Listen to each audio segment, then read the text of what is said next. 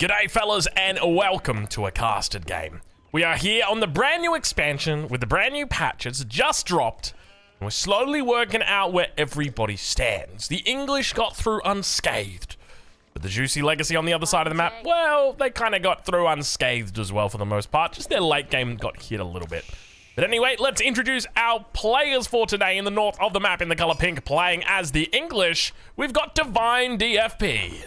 And on the south side of the map in the color yellow, playing as Juicy's Legacy, it's Brett is my senpai. Ladies and gentlemen, if you're enjoying this Age of Empires 4 content, make sure you leave a like on the video. It really helps out with the traction of the content. Have a look here. Got a little bit of a scout crossover. It's always terrible when this happens early on. There's nothing worse than being confronted with your fears that, have I missed the sheep? Has he taken them from me? What if I go the wrong way? What if he's already been here and I'm just going into no man's land and there's going to be no sheep here? No man's land, more like no sheep's land, if you know what I'm saying. Because the sheep have all been taken. Anyway, looks like he's managed to recover the sheep, and it's about finding the way that your opponent went. And you can see right now that he's looking to try and do a bit of a loop around the backside here. He will actually be correct in predicting that Divine didn't go all the way to the edge of the map. So pretty smart move there from Brett is my senpai. Well, I guess we could probably just be calling Brett, even though we know it's not Brett. We know that this is the guy who is this.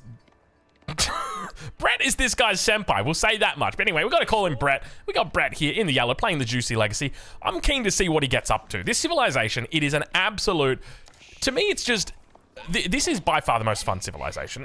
I think, actually, no, I take it back. This and the Japanese are, in my opinion, the most fun civilizations. They just feel like they can do anything. You want to go 2 TC? Fine. You want to play 1 TC? Fine. Fast Castle? Go for it. Fast Imperial? All yours. Literally any strategy you want to pull, these two civilizations just feel very capable of it. And that's why I'm excited about this civilization. Let's check in, though, on the north side of the map, as we do have the town center firing down. He manages to pop a couple of villagers inside.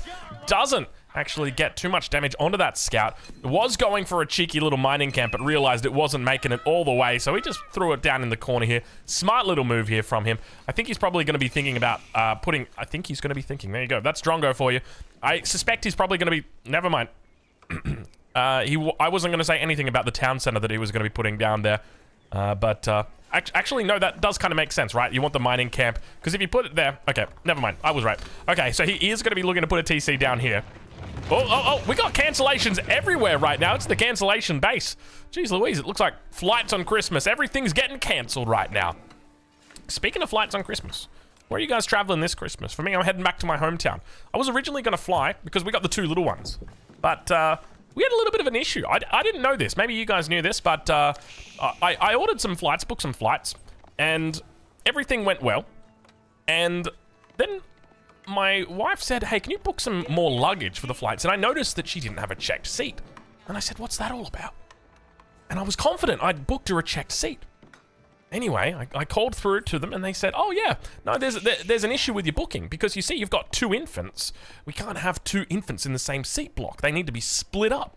And I said, hold on, so you're telling me my 2 infants won't be able to access their mum in the flight, only one of them? And they said, oh no, it's fine. We'll just put her in front. You're going to put the mother in front of the I was like, don't worry, cancel it. It's not gonna work, Steven. It's not gonna work. We're gonna have to cancel it. Anyway, that's my Christmas story for you guys. Hopefully your flights are a little bit more successful than my flights, because unfortunately things didn't work out for me, but we'll drive anyway. It's gonna be tough. We might have to split it up over a couple of days because it's a big drive. We're doing it. I think it's a 9-hour drive, which is big for me. It actually works out. It's probably closer to 11 hours because we're going all the way, which is it's a little bit further. But anyway, Meditation Garden's coming up here for Brett on the south side. Looks like he will collect the gold, will collect the stone. Probably not going to get the berries. And I don't think you possibly could have. You might have been able to come the inside of this woodline and get a couple of berries, but it's always going to be tough here. So I think this is a nice little landmark that he's got. A bit passive, 30, 60 gold a minute, and then maybe just a little bit of wood. I'm going to go with like 20 wood, maybe not even 20 wood, maybe like 18 wood a minute coming in. So definitely not the best one, like barely breaking that 2 villager mark, which is about the lowest you can actually get on this landmark. For me, I would have taken this little spot here. Now, he did actually scout the berries here, but I would have gone bam right there. I feel like this is such a wonderful spot. Double berries together with the woodline. But But let's check in now and see what numbers he's going to be pulling. 4, 7, 7. So indeed, looking about 16, 30, and 30. So not going to hit that 2-villager mark. But Jianeng Tower going to be coming down. Second town center is going to be on the cards here for our Juicy Legacy player. Speaking of second town centers, let's check in with our player in the north. Just want to have a look and see. Okay, so he does spot the mining camp on the gold, on the stone, and indeed, it's a cancellation. He's got all the stone that he needs, and now for the third time this game, the third cancelled building goes down, and we get to see the town center in its place. That's why he didn't put the mining camp initially there, and that was all just a little bit of a tell, wasn't it? It's kind of funny how a single action like that you can tell an entire strategy from that. Anyway, second TC coming up. This is a bit of a confusing TC because this could be 3 TC. And you never know DFP. He's the kind of guy to go for 3 TC. Now, he is scouted out on this side of the map. He sees his opponent going for this stone. So I wouldn't be surprised if we see him go straight back onto stone for a 3rd TC. Because Divine DFP, definitely the type of guy to do the 3 TC shenanigans. He's loving it. He's loving it. Let's see what we got. Ladies and gentlemen, here it comes. 3, 2, 1. It's a 3rd TC. No real surprises there. No surprises at all. What about the other side of the map, though? What's Brett up to? Let's have a look and see. Second TC not quite down yet. A lot of gold in the bank. Now, Brett is Conqueror 3. We might have to call the macro police on him. What's going on with all this gold, Brett? 360 in the bank. Are you thinking about getting a wheelbarrow? Well, you haven't clicked it yet. You haven't got your horticulture upgrade. You're going to get a double broadaxe. You still got chump change left over for that one, mate. I don't know what's going on with him. He's trying to cash in. You're going to need to cash in a little bit more from that. Now, if you'd like to have the macro police visit you, make sure you check out the Patreon. We do regular visits from the macro police to your doorstep. You're going to have to pay a little bit for it. But, of course, we got free content over there as well, so make sure you check it out. It's a link in the description. Anyway, DFP now with that 3rd TC timing. Have a look at this. Oh, does he have enough? Oh, he's got enough. Look at that. 3rd TC going to be coming down. Where does he go? Horseman. Almost gets taken out there. Jeez Louise, 3rd TC just on the gold right next to it. He says, you know what, we're fine. And look at this timing. He gets the 3rd TC down before the 2nd town center of Juicy's Legacy. This is a very late 2nd TC. This is a 7-minute. This is 2 minutes later on where you could be. There you go. Watch out, ladies and gentlemen. Improvements could be made. But I got to say, if DFP is playing against this guy, and this guy's Conqueror 3, then he's got to know something. If he's pulling out builds like this, and he's Conqueror 3, he's going to have something else up his sleeve. I can tell you that much. I'm excited to see the strategic depth of Brett. What does he have going on for him? But now, villagers under pressure. Town center, got to fire out a couple of arrows while they hold those villagers up inside. We can see there's a couple there with a little bit of health on them, but 2nd TC online on this gold mine. 3 TCs total. He's got himself a beautiful little position here. He can absolutely begin building farms here. I think you could probably fit your 8 in here and throw another 8 down right here. You've got the 8 behind the TC as well. That's all the 24 that you need. You normally want to aim for between 20 and 22 farms before you go to Castle Age if you're going for 3 TC. 2 TC, it's a little bit less. It's somewhere around the 17 to 18 region. But we do see now those farms are going to continue to come up. He's throwing them down like a madman right now. Back on the other side of the map. We'll check in with Brett and see how he's doing. Brett living his best life. 2 TCs. Looking for a 3rd TC. He's got 259 stone in the bank. Has decided against it. It's going to be looking to lure the boar to the deer pack. All right, let's see what he's got going. Let him cook. Let him cook. He's looking to cook up some boar here. Taking a lot of damage on these villagers, but does manage to take it down. Mill needs to be built here. You got to make sure you build the mill. Otherwise, these bills will have a long walk back to where they came from. It's going to be tough. And now he does remember, indeed, to get that bad boy constructed. 2nd TC is down. No 3rd TC. Look at this. He's going straight to Castle Age. He gathered all of that stone up and then said, actually, you know what? F it, man. I'm just going 2 TC. If he was playing the Chinese, I would 100% be on board with this. But I'll give you a hint. He's not playing the Chinese. This is Juicy's Legacy. And you're going to be behind your opponent if you go for 2 TC. And that might seem okay initially, but the reality is, in 10 minutes time, we do a stock take, he's going to be behind significantly. Every minute, DFP is pumping out 3 more villagers than him. So in 10 minutes time, it's going to be a 30 villager difference. And that might not seem like a lot, but it does add up. 30% more units. Maybe not 30% more units, but definitely a significant amount. Montlou Academy, of all landmarks. He goes for the Montlou Academy, not going for the Shaolin Monastery here. Interesting decision to be going into the Montlou Academy. Often we see players looking to go into the Shaolin Monastery just because it's food that you have to pay for your for your units rather than paying with gold. And gold, obviously, an important resource, but there we see Brett losing out the scout on that central location. Now back towards the base.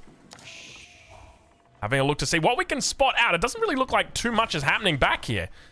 I'm curious what the plan is going to be for him. I'm assuming he's going to go into Lancers. It looks like we've got a supervisor on standby ready to go here. Lancers would make sense here.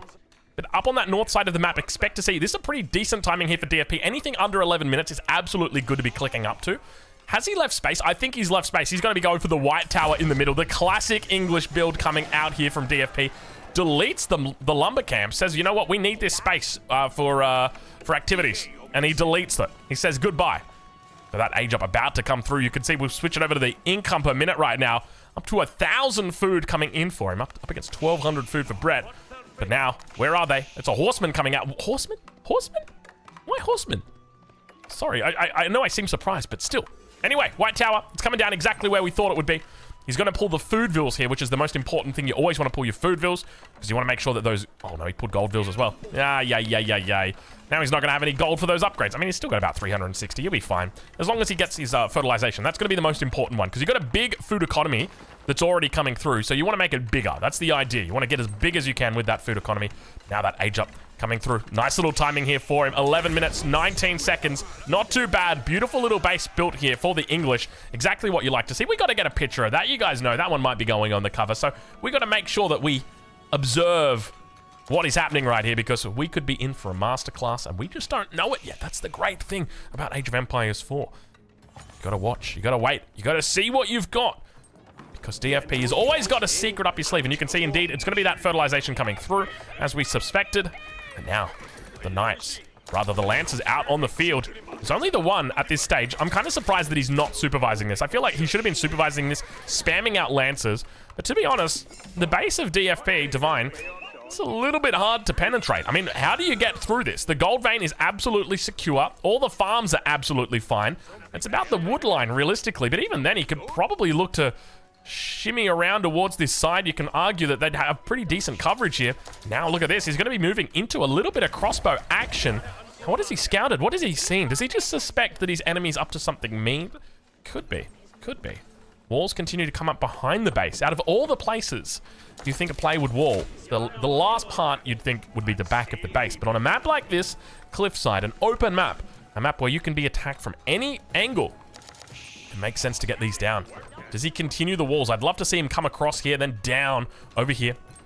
At the moment, relics are in favor of Brett. He's picked up one so far, but now starting to push out crossbowmen together with a couple of horsemen. They're going to look to focus down the Lancer, these crossbows will.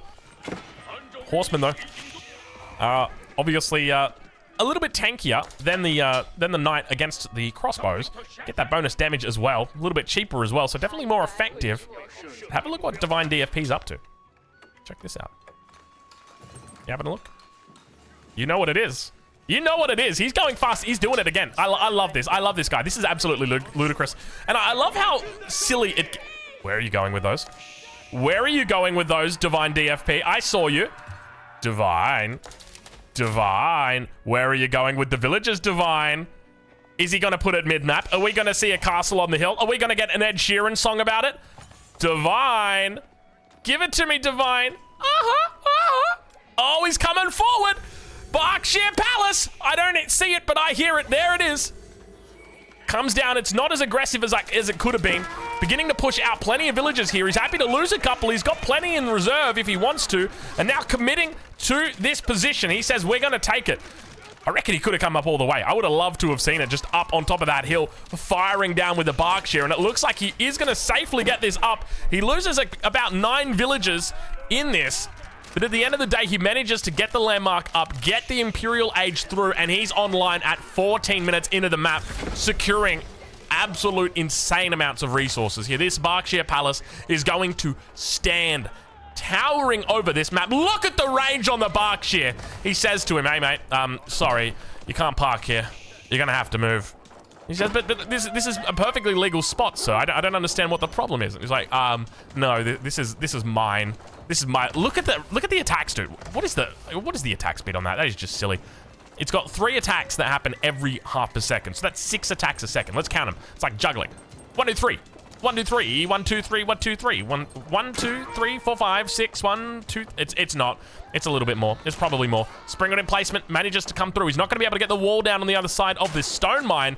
And now those villagers are going to be under pressure. You can see him managing to survive 2 hits from the Springwood. But of course, it's only a matter of time until he realizes and says, oh crap, probably should have fixed this. No, no, no. Did you guys see that? Villager, naughty. You should not be able to get down there, villager. That is not allowed. How did he do that? He's continuing to lose villagers right now. It's a trickle of villagers that are being lost. Does he just think he's under attack somewhere else? Trebuchet already out. Look at this. The Trebuchet can't deal right now with the Berkshire Palace. The Berkshire Palace is outranging it. Oh my lord, that's absurd. The range on the Trebuchet technically is enough, but does he have the line of sight? He can technically see it.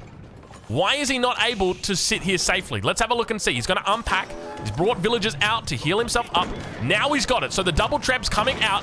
Outpost being denied. And the Berkshire Palace, though it looks strong and it looks tough and it looks a little bit sturdy, looks like it probably won't be happening today. Going to be knocked out before it can even get its chance to stand. Siege Workshop going to be thrown down. Expect him to move into Springwoods immediately. Probably going to follow it up with the Roller Shutter Triggers upgrade. Look to try and come in around this top side. He's going to be careful, though. There is a gate here. Very quickly, Palace Guards could make their moves towards the middle of the map. You've seen Palace Guards making mogul moves before. You know exactly how quick they go. Slowly working down this landmark. It's a slow and steady crawl, but he's getting there in the end. And now repair... Or did I say landmark? I mean outpost. You guys know what I mean. Do we have Imperial Age coming through from his opponent? It doesn't look like it just yet. He's got a slight score lead. Villagers still in advantage of DFP. Relics in favor of Jusey's legacy. Keep in mind he will have access to the pagoda this game. And I gotta say, I gotta compliment him right now on his base building. The fact that he's put these away from the main base is really nice. One of the most important things with the Jusey legacy is you want to make sure that your economy is not interrupted. You want to make sure that you have got a safe economy that's always pumping non-stop. And you can't do that if the enemy decides to camp your farms. So putting them in the back of the base is a smart move. And now those Springwoods are going to move up. Roller Shutter Triggers on the way through here. Not able to quite one-shot that counterweight Trebuchet, but they will find the second round. Able to take it out, and the Berkshire Palace stands a little bit longer. Stands a little bit stronger. And I'll tell you what. 2 things that we could all hope to be a little bit more of. I wouldn't mind being a little bit stronger. I wouldn't mind being a little bit longer. Sorry, that's an adult joke. This is a family show. I shouldn't have said it. Shouldn't have said it. But I just remember. I remember a joke. It was something along the lines of, every man wants to be 2 inches taller, 2 inches longer. And I thought to myself, you know, my wingspan's kind of. I'm happy with it. I don't really need to. I'm happy with my length. You know, it's about the same size as my height. Anyway, that was the joke. We got the outpost still under here. Jusey's library coming down now in the back of the base. No sirree Bob. In the front of the base, indeed a Rooney. It's going to be in the front of the base. Jusey's library. Now, which upgrades does he go into? Does he do the Don Artie and make me scratch my head? Does he make me put my head in my hands here? The Jusey's library's got access to 5 unique technologies. You can pick 2 of them, and that's it. Once you get 2, the other 3 technologies get locked down. So you have to be very precise. You have to be very thoughtful about which technologies you go for. There's one technology that is considered mandatory by most, and that's going to unlock 2 cavalry units for you. The next technology, the second one, it's up to you which one you'd like to go for. In a game we watched recently, Don Artie went for a technology that I considered never to be viable. That technology was called, if I remember correctly, Imperial... I want to say... administration. Imperial administration. And it basically what it does is it increases the health of your imperial officials, increases the amount you can have by 2, and also increases the amount of gold that they can carry. This one right here. Advanced administration. There we go. It's not particularly good, right? Imperial officials are units that we've got plenty of, and you can see he's got a limit of 6 of them at the moment. So it's normally best that we avoid it. And when you combine that with the movement speed, like these little guys, they're doing work back here. You know, they've barely got enough gold to pick up as it is. You don't need to worry about any more of that coming through. But now the Trebs are out. Both teams looking to Treb over the central divide between this map. We've got a classic case of the pass in the middle here. Which player is going to get through the pass? Which player is going to force their opponent away? And we can see the Roller Shutter Triggers really paying off there. He's got... Brett, wake up! Brett! You're falling asleep at the keyboard again. Brett loses all of his siege on the front. He's going to come back here and say, wait a minute, Drongo. I had siege weapons here before. Brett, I'm calling upon Brett. Brett, you're going for the Temple of the Sun. Brett, I don't need the Temple of the Sun right now. I need you to attend the front of your base, sir. You've lost everything. Brett, wake up. Brett, not like this. No, Brett. Brett, you were my hero. Brett, you were so young. Brett, you were my senpai. He wasn't actually. I don't have a senpai. What is a senpai? I always, is it like a mentor? That's the kind of impression I get. Like, you're my senpai. It kind of means like you're my mentor. He was going for Roar of the Dragon. He cancelled it. I guess he was looking for the age up instead. I'm curious to see if he goes back into Roar of the Dragon. I'd like to see him roaring all over this base here. Diving into the enemy. Fire Lance out. Spearman Lance out. He's going to go into Elite Crossbowman instead. I don't know what kind of read he's got. Is it the Men-at-Arm read? All the Men-at-Arms in the front of the base. I guess that's what he's seen here. So the crossbows are going to build here. But keep in mind that we do have those diminishing returns on the success of the crossbows. Meanwhile, towards the top side of the base, we'll do a little bit of a base inspection. Can I get a base inspector? That's a Simpsons reference. You guys remember the wallet inspector? It's the same thing. Base inspector. I'm inspecting their bases. Let's check in. Let's see how we're doing. Big farming economy here. Has picked up the enclosures technology. Do not be mistaken. And now the Ming dynasty begins. On the south side of the map, the second landmark for the Imperial Age has been constructed. The Ming dynasty is on... Oh, Temple of the Sun location, not good. Temple of the Sun location, not good at all. If there is one landmark you do not want on the front line, it is the Temple of the Sun. That might be the Temple of the Doomed very, very soon. Oh, Lord, he coming. 10,000 bolts on the way. He's looking to pick up a little bit of extra damage with those crossbows. Elite upgrade is now through.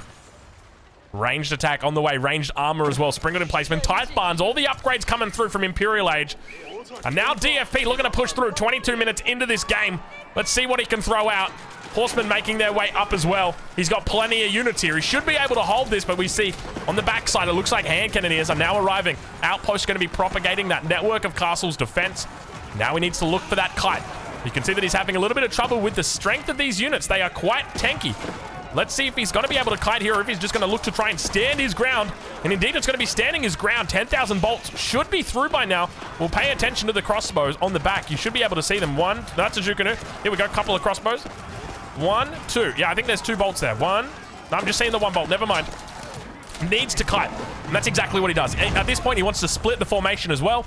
Make sure he's got a nice line formation as he continues moving back here. Doesn't want this densely packed army. He's got some movement speed in him, that's for sure. That's the Temple of the Sun coming right in there. He's going to be able to kite for days here, but outposts are coming up. We see more and more emplacements on the way through. He's done a decent job of kiting those men-at-arms back, but now towards the front, there is absolutely nothing here to deal with all this siege. Where is the response to this siege? And keep in mind, these Springalds, not only do they have roller shutter triggers, which gives them extra range and extra attack speed, they've also got the network of Citadels bonus, which gives them additional extra attack speed. Get it out there, Drongo. 10,000 bolts. I think it's through. Jukunu together with the crossbows. Looking to try and tee off. 1, 2. There we go. It's finally through. We'll bring that UI back in and get a look at where these two players sit. 136 versus 113 population. And that's the power of that third TC. It's starting to really spike for him. But he's going to be able to hold now Brett on the defense. Elite Jukunu. Elite Jukunu, it's on the way. We're missing some upgrades, though. What are we missing? We're missing +3 range attack. We're missing incendiary arrows. We need these upgrades right now. Do we have a university down, Brett? Let's have a look and see. I'm pressing F5, F6. No, that's not going to do it. F4. Nope, that's not going to do it either. I don't know how to find my university. But I will tell you, I don't think we've got one down. We haven't seen any university upgrades through. Hand cannoneers are doing dirt on the back here. Have a look at that. They are absolutely mowing down these units. The elite crossbowmen now coming online. Now, let's talk about the 10,000 bolts upgrade, because a lot of people look at that upgrade and they say to themselves, wow, Drongo, that's crazy. Double damage from the crossbowmen? Where did that idea come about? Well, it's not actually double damage. The crossbow does, at the moment, let's call it right now, 17 damage. With 11 against heavy, for a total of 28 damage. So you'd think half of that damage would be 14, right? Because technically, it is. The problem is, crossbows counter heavy units. So instead of doing 28 damage now, you're doing 14 damage. Now let's factor in armor. My enemy has 9 armor. I'm doing 14 damage. I'm only doing 5 damage through their armor, compared to my first attack, which is doing 28 damage, 19. So essentially, this extra bolt is doing only 1/4 of the damage that my first attack is doing. And that's why I think this technology is a scam. I think this is a scam. I think that you should avoid this technology at all costs, unless you want to be a memer, in which case it's absolutely fine. I think there might be a window for it for the Zhukunu, if you do some kind of Imperial Age timing and then you just get all 4 upgrades at the same time, because you've got 4 upgrades for the Zhukunu and Imperial Age. You've got +3 incendiary arrows, elite upgrades, and 10,000 bolts. But other than that, it feels like a massive scam. It's just like, I mean, obviously they want to try and balance it out, and complete double damage would be crazy, but it literally loses its bonuses against everything. Anyway, now coming through. The men-at-arms looking to try and put up a decent front line here. Battering rams have made their way through. I don't know who's in the battering ram. I feel like we're watching a game show right now. Like, who's in the battering ram? It's the hand cannoneer. He comes out at point-blank range and gets eviscerated by the crossbowman. Continuing to kite away. You can see the diminishing returns coming out from those crossbow. He's going to be doing a lot of overkill on these men-at-arms, and now on the backside, the hand cannoneer is just going to be obliterating through the front. Battering rams doing work here as well. And now all of a sudden it's, oh my god, he's just tapped out. He's just said good game. He said the fast Imperial was too damn strong. I can't deal with this scam technology, and he just taps out. Wow. All right. Well, there you guys go. This Imperial Age technology is a scam. Don't go for it. It's a trap. It's a trap.